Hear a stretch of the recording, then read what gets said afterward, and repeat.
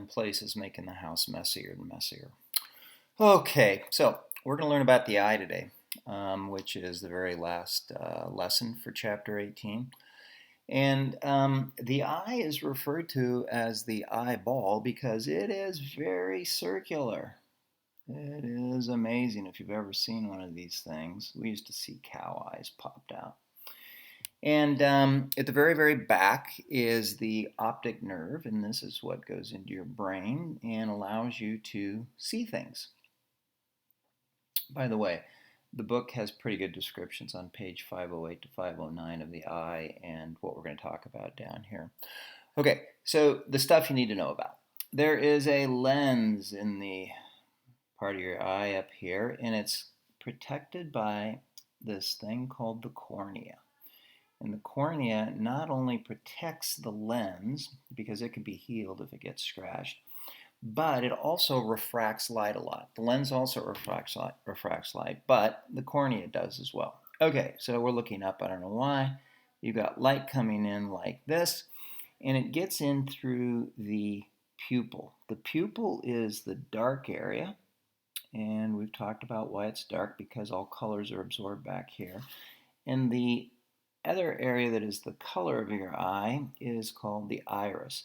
And the iris is what expands and contracts to open and close the pupil. The pupil doesn't dilate. I mean, there's just this lid. It's called the iris, and it opens and closes, and the pupil gets bigger and smaller.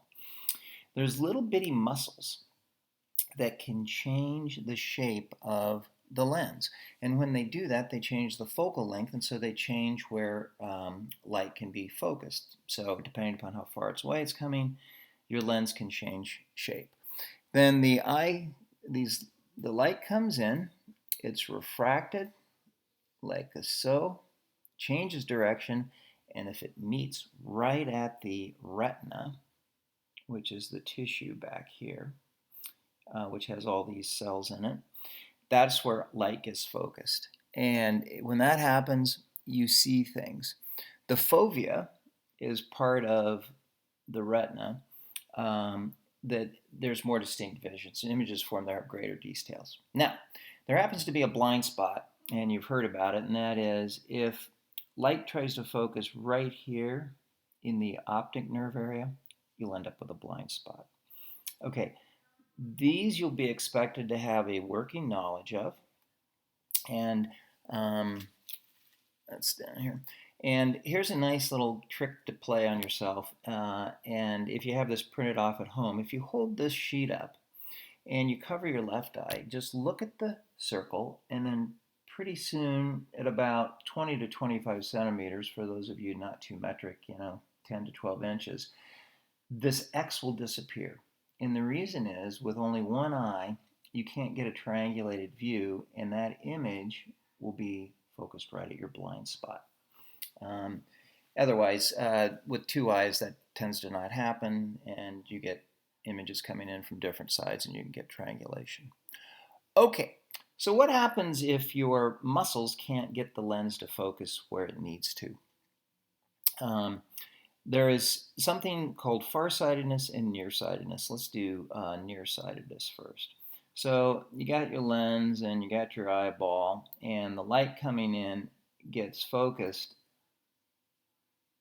too close, right? And so by the time it gets back here, you get this blurry image when it hits the retina finally. And so what you're going to need to do is you're going to put a lens in front of that will accommodate this. Okay, if it's being focused too close, you can put in a diverging lens up here, and that will spread this light out further. So then, when your bad acting lens focuses it, it will send it right to the retina, and so that will correct your vision. Okay, the other one, let's assume, oops, that's a huge lens, oh well. We're like this, and the light's coming in, and it is focusing it behind the retina. You're also going to get blurry vision.